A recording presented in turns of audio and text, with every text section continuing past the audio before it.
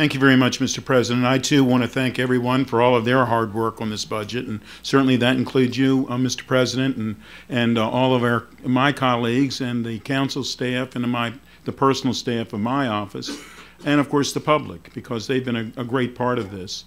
As I've mentioned a few times during discussions with people who have asked about it, this is a very different type of document than what I'm used to. I come from a $50 million place with no debt. This budget is more than $5 billion and has plenty of debt. I'm very pleased that so much was able to be funded. Through these important funds, we're able to help people on a daily basis, and I, too, am proud of what we've been able to fund. During the budget process, there were certainly additional programs and initiatives that I would have hoped could have been funded, but I realize that is the budget process, and I will be voting for this budget. But I am troubled.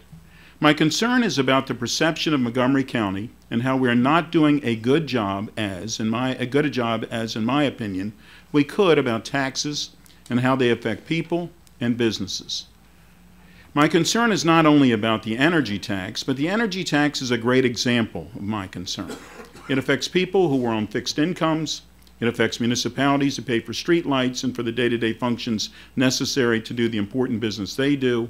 It affects the nonprofit community who are forced to spend their limited dollars for this tax rather than spend it directly on the services they provide. And of course, it mostly affects the businesses that we are proud to have in our county. We all know that government has more needs than money, but we can also say that about the people who live here and the businesses that provide goods and services for us and provide jobs here as well. I'm concerned about taxes, as I believe all of us are. I know that none of us believes the role of government should be to tax as much as it can or look forward to raising taxes for a future budget. We all believe government should do the very best that it can to provide the best services it can provide in the most effective and efficient manner and to help the most people. I know we are all trying to do that. One of the ways to avoid having such a large tax burden is through economic development.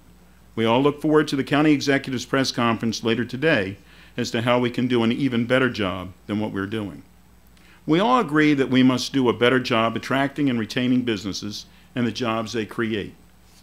We need to not only say we are open for business, we need to show it. I think one of the ways that we could have demonstrated to the business community how we cherish their partnerships could have been by lowering the burden of the energy tax.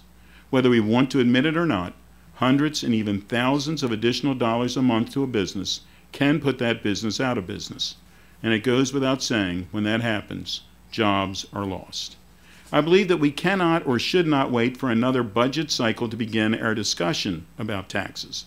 I think we need to do it.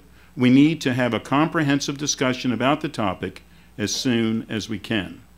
I urge all of us to continue to work as well as we are working together and to redouble our efforts to not only make people look at Montgomery County as a shining star for our services and educational opportunities, but have people end their statements about Montgomery County by saying the county does its best to be a tax bargain and not a tax burden. Thank you very much.